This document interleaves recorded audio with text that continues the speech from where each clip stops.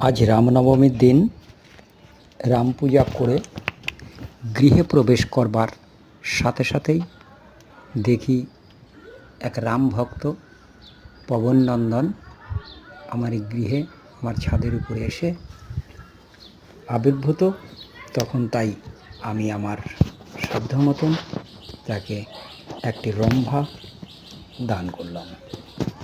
তার কিছু স্মৃতি তুলে ধরা হলো। ভালো লাগলে লাইক করবেন।